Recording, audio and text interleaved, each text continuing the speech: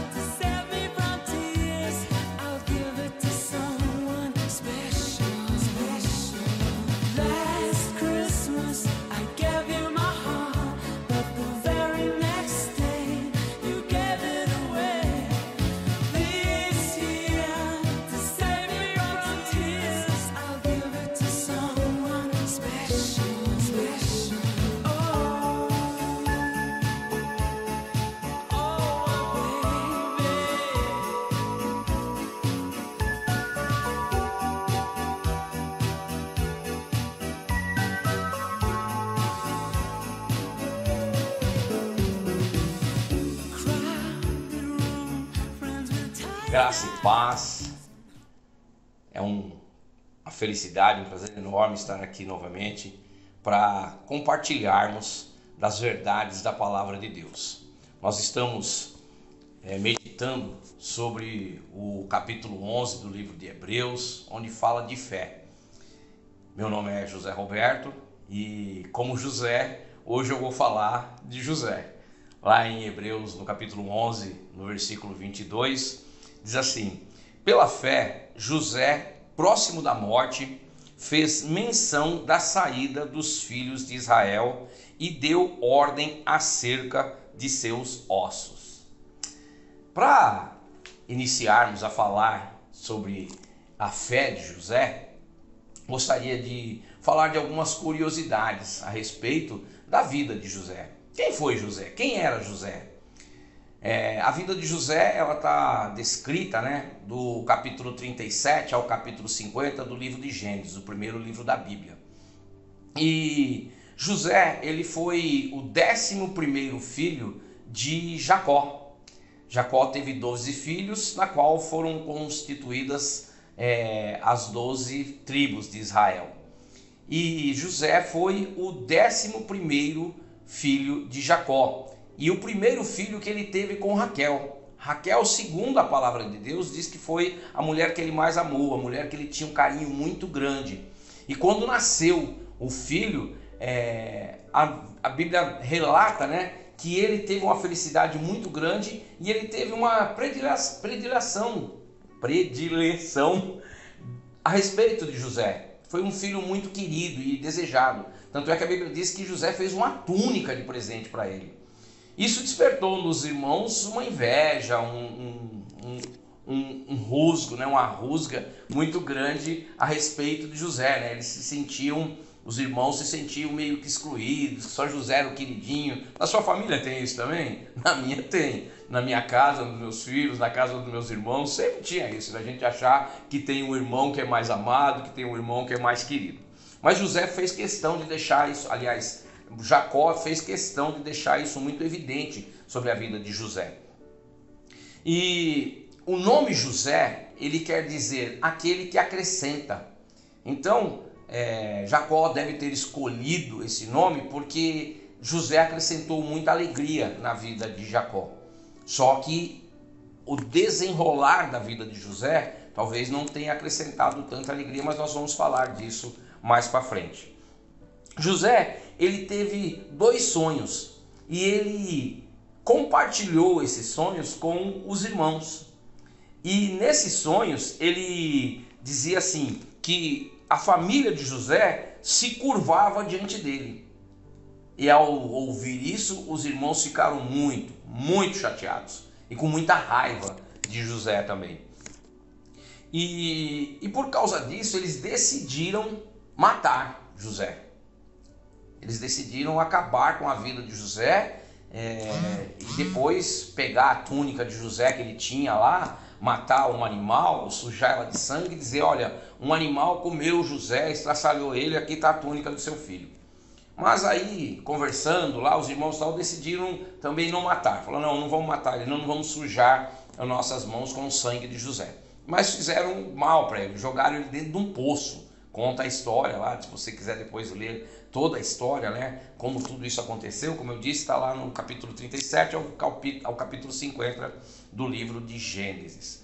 E depois de jogar ele dentro deste poço, passou alguns compradores mercantes de escravos e eles acabaram vendendo José como escravo. Mas isso é uma história da vida de José. Então ele foi vendido como escravo e ele foi levado como escravo para o Egito. E lá no Egito ele foi vendido para um oficial egípcio, para trabalhar e ser servo desse escravo desse oficial egípcio. Tem toda a história lá, depois tem o tempo em que ele fica preso, e lá na prisão ele continuou ainda recebendo de Deus muita direção e muita revelação. Ele era um homem que conseguia decifrar sonhos. Deus tinha dado a ele um dom de decifrar sonhos. E por causa disso, um dia ele decifrou o sonho do faraó e transformou-se no segundo maior governante do Egito. O primeiro era o faraó e o segundo foi ele. Mas no livro, no versículo que nós lemos aqui a respeito dele, pela fé, próximo da morte, fazer menção da saída dos filhos de Israel, isso também foi uma revelação que ele recebeu da parte de Deus para o futuro. E nós estamos, né, como eu falei, meditando, né, sobre fé. O capítulo 11 de Hebreus fala sobre fé. E José foi um homem que teve muita fé, um homem que viveu basicamente por fé. Eu creio que ele não tinha outra opção a não ser ter fé. E ele usou dessa fé, ele usou da condição de... A palavra de Deus diz que sem fé é impossível agradar a Deus. E eu acredito que pela fé que José teve durante o tempo em que ele esteve aqui, ele agradou muito a Deus, porque Deus foi com ele durante todo o tempo. E aí, dado essa introdução a respeito da vida de José, né? De José, aliás, na vida de José, eu gostaria de compartilhar com os irmãos hoje 3 verdades, 3 ensinamentos, 3 lições muito importantes a respeito da vida de José. A primeira dela diz o seguinte: apesar de ter na sua vida um período de grandes dificuldades e provações, José manteve a comunhão, intimidade e confiança em Deus. José viveu para ver cumprir todas as promessas de Deus para a sua vida e viu a promessa além da sua vida. Tudo isso por causa da sua fé. Ou seja, olha só, ele recebeu de Deus uma promessa de que ele governaria, ele seria alguém que governaria inclusive a sua família, ele governaria uma nação. E a partir desse momento que ele recebeu essa revelação, ele recebeu de Deus essa promessa, ele começou a acreditar nela. E ele acreditou de tal forma que esta fé, em primeiro lugar, incomodou os irmãos. E a partir daí ele começou a viver problemas muito grandes por causa de acreditar nisso. Ele foi quase morto, foi jogado no poço, foi vendido como escravo, depois trabalhando como escravo para o oficial egípcio. Num determinado momento, a esposa do oficial egípcio, né, que se chamava Potifar, a esposa dele sozinha em casa, enxergou naquele jovem, imagino que José devia ser um jovem muito bonito, e o oficial saiu para cumprir as campanhas do faraó, e José ficou em casa tomando conta da casa. Potifar confiava muito em José para deixar os seus pertences, os seus bens e a sua família aos cuidados de José. No entanto, a esposa de Potifar achou José tão bonito que quis ter um relacionamento com ele. E em determinado momento, ela se encontrou sozinha com ele e chegou a se despir, se insinuando para que ele pudesse ter um relacionamento amoroso com ela. Mas José, por causa dessa fé e dessa comunhão e dessa intimidade que ele tinha com Deus, ele decidiu não prosseguir com aquilo. Primeiro porque ele trairia a confiança de Potifar, e segundo porque ele tinha essa intimidade com Deus e sabia que aquilo era errado. E a Bíblia diz que ele saiu correndo. A mulher de Potifar, por ser rejeitada desta forma, a Bíblia diz que ela era uma mulher muito bonita também. Então, por ela ser rejeitada, ela também desejou que José sofresse alguma sanção por causa disso. Ela ficou muito irada, muito raivosa com essa situação de José não querer ela. E quando Potifar voltou da campanha que ele foi fazer, da guerra que ele estava, ela disse para ele que José tinha tentado seduzi-la, que José tinha tentado se atirar para ela, ou seja, que José tinha investido para ela sobre um relacionamento amoroso. Potifar, com isso, mandou prender José. Então José, mais uma vez, foi para a prisão e foi sofrer. Mas mesmo lá na prisão, ele continuou confiando e tendo intimidade com Deus. Tanto é que Deus deu a ele o dom de conhecimento e de revelação de sonhos, e ele interpretava alguns sonhos dentro da cadeia e da prisão, até que Faraó teve um sonho muito estranho e disse que precisava de alguém que interpretasse os sonhos, e não conseguiram ninguém no Egito todo, os adivinhos, ninguém conseguiu interpretar o sonho do Faraó. Ele descobriu através de um copeiro que tinha sido preso junto com José, que havia José na cadeia, na prisão, que poderia interpretar esse sonho. E José foi lá, interpretou o sonho de Faraó, e por causa dessa interpretação, Faraó fez dele o segundo na hierarquia do Egito, ou seja, o segundo governante na hierarquia. Nessa época, se cumpriu na vida de José a promessa de Deus de que ele governaria uma grande nação e a sua família. E depois ele chamou a sua família, né? Na realidade ele descobriu que a família ia para o Egito, o local onde a família estava vivendo, né? Os filhos de Jacó e Jacó estavam vivendo, estavam passando por grande dificuldade, de fome. E o Egito, por causa da sabedoria de José, era um lugar que prosperou muito em guardar alimentos, em criar celeiros e armazenar alimento. Então José pôde, através dessas ações, né, dessa sabedoria, reservar alimento durante o período de vacas gordas, vamos dizer assim, e no momento em que teve as vacas magras, ele tinha para suprir tanto o Egito como para vender para os países vizinhos. E a família de Jacó foi para lá também tentar se alimentar, né? E aí teve toda a história também, pois vocês leiam lá, né, sobre como a família de Jacó reencontrou José novamente, né? Porque eles pensavam que José tinha sido morto, alguma coisa assim, né? Que José nunca mais seria visto. Então, por causa desta fé, ele viveu, mesmo diante das dificuldades, ele não deixou de acreditar, ele não deixou de confiar em Deus, de que um dia a promessa de Deus ia se cumprir. Gostaria de falar com você, você tem alguma promessa que Deus fez a você e você sabe que veio de Deus? Você continua com fé? Você continua acreditando que Deus vai cumprir a promessa dele? Se você por algum momento desanimou, eu quero te dizer hoje que Deus não vai te decepcionar. Deus nunca decepciona ninguém com relação à sua promessa. Nós é que podemos não acreditar, podemos duvidar da promessa, e por causa disso, por perder a fé, deixar de agradar a Deus, e aí nós não alcançaríamos essa promessa. Mas se você se mantiver firme, se você se mantiver confiante em Deus, pode demorar o tempo que demorar, Deus não vai falhar, Deus vai ter a sua promessa cumprida na sua vida. Ele vai cumprir aquilo que ele prometeu. Lembra de Abraão? Ele teve uma promessa de que teria um filho. Demorou 25 anos para ele ter esse filho, mas ele também, a palavra de Deus diz no capítulo 11, né, que Abraão também é um desses heróis da fé.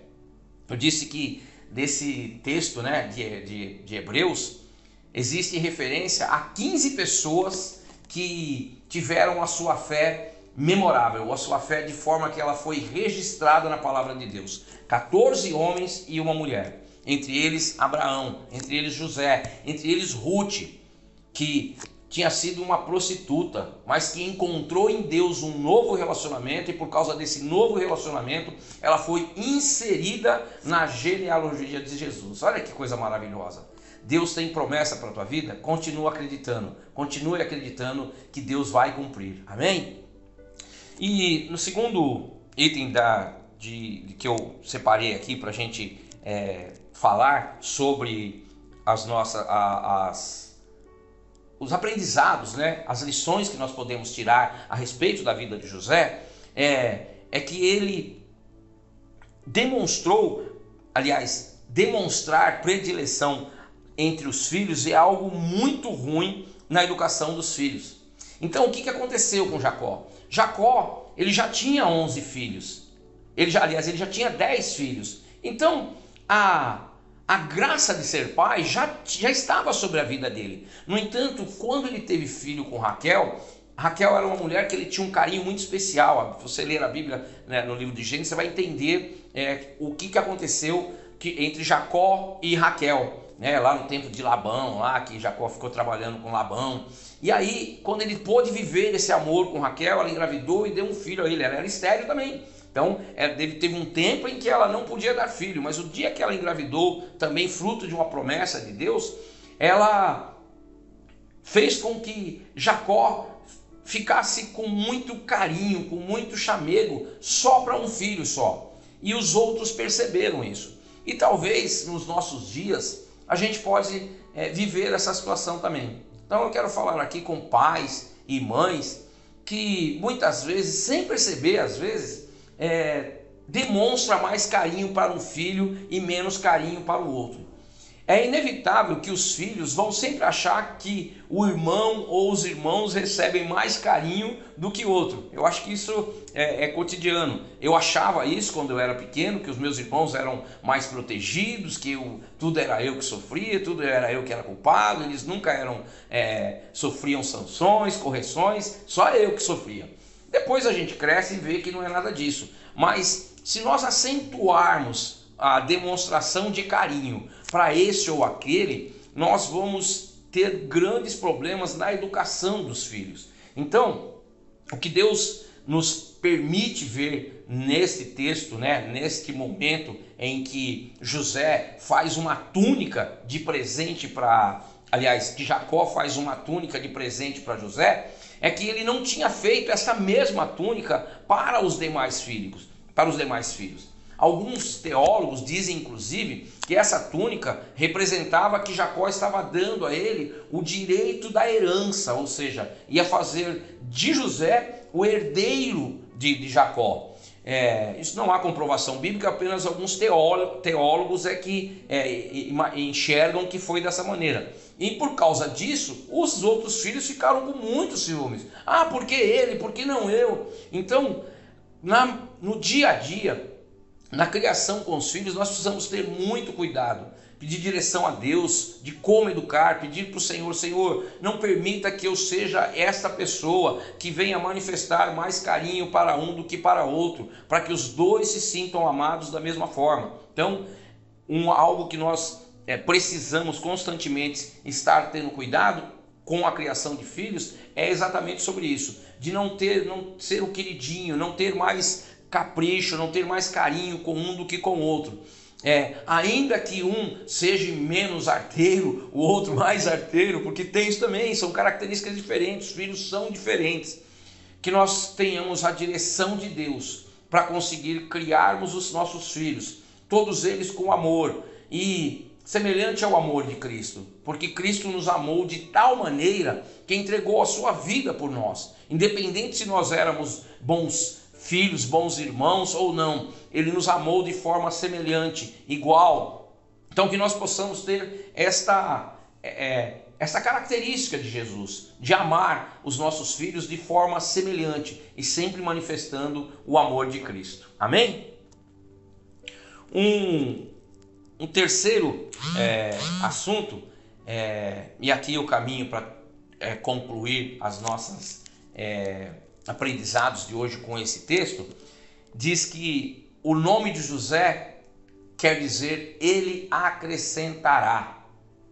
Olha só, quando Jacó escolheu esse nome, com essa descrição de que ele acrescentará, ele percebeu que José acrescentou naquele primeiro instante, acrescentou alegria, acrescentou felicidade.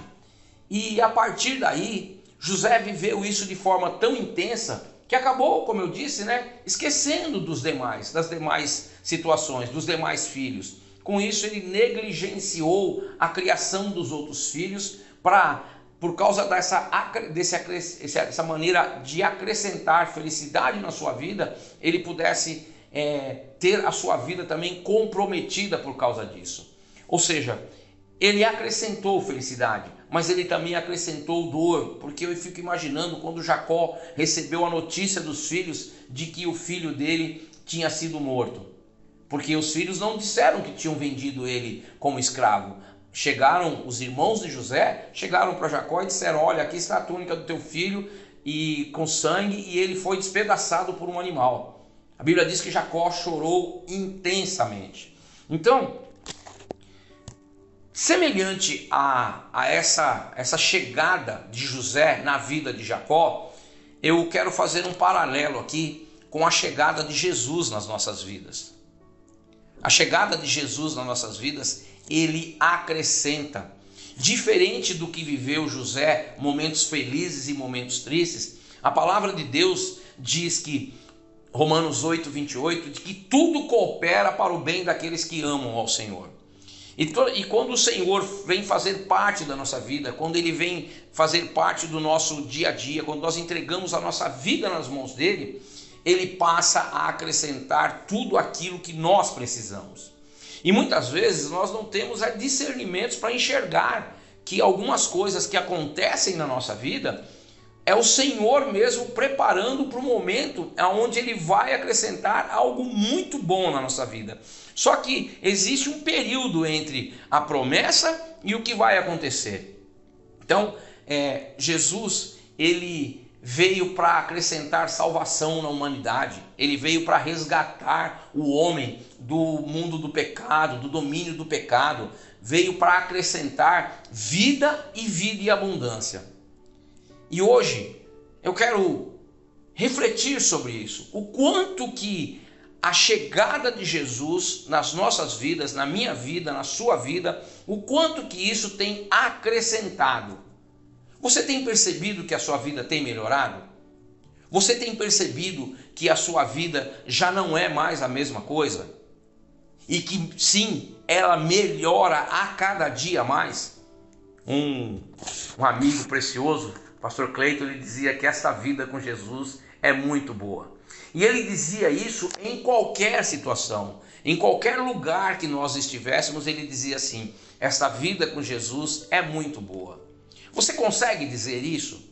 Você consegue dizer que Jesus, ele acrescentou na sua vida a alegria de estar com o Senhor e de ter nele o seu refúgio bem presente no momento da tribulação, diz a palavra do Senhor? Porque a palavra do Senhor também diz que todas as lutas que nós vamos enfrentar, e ele diz que nós vamos passar por algumas lutas, né?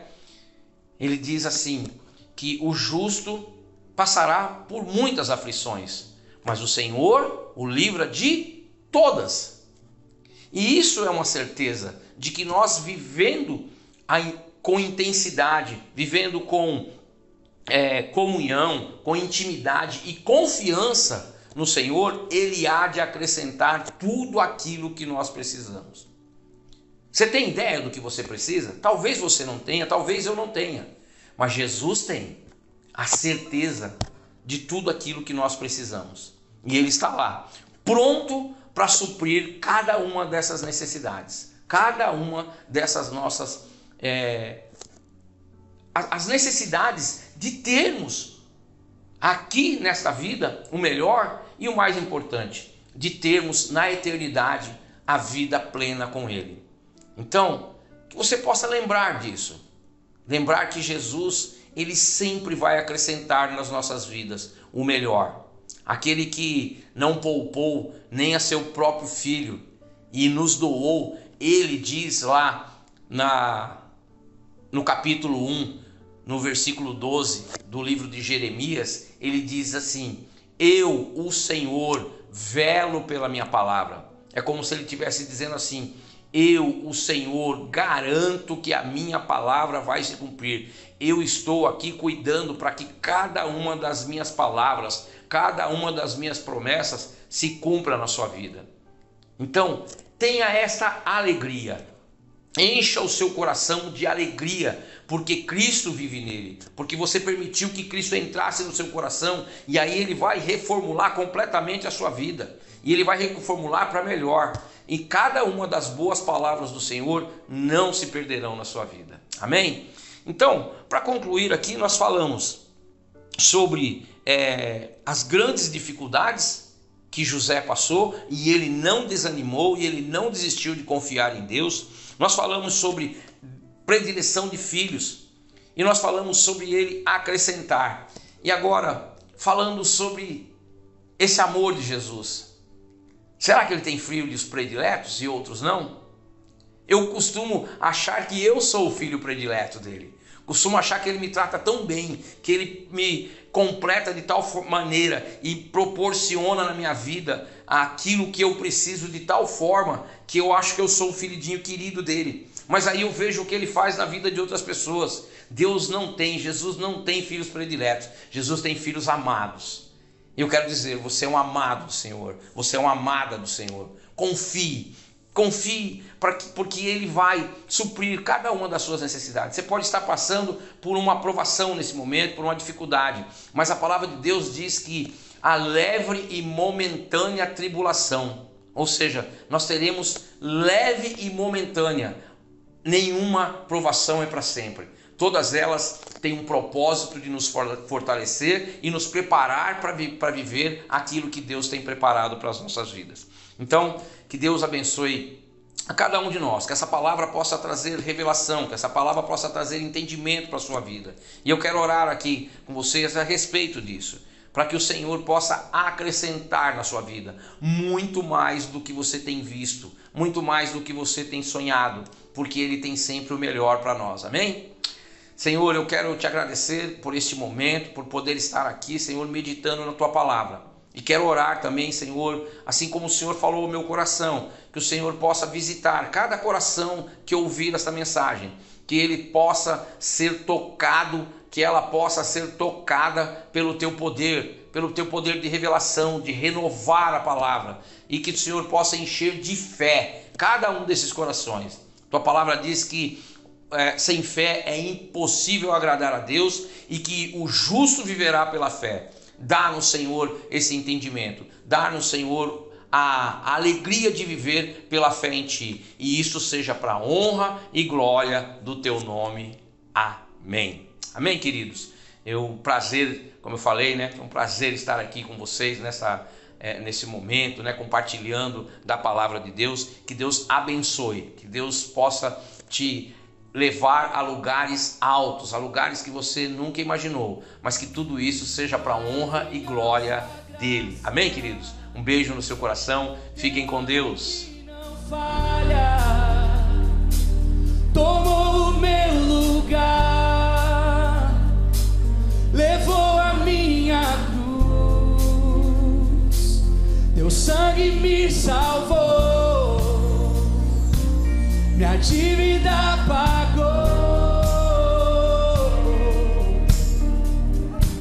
Jesus, eu canto, porque hoje livre sou. Com as suas palmas, cantemos juntos.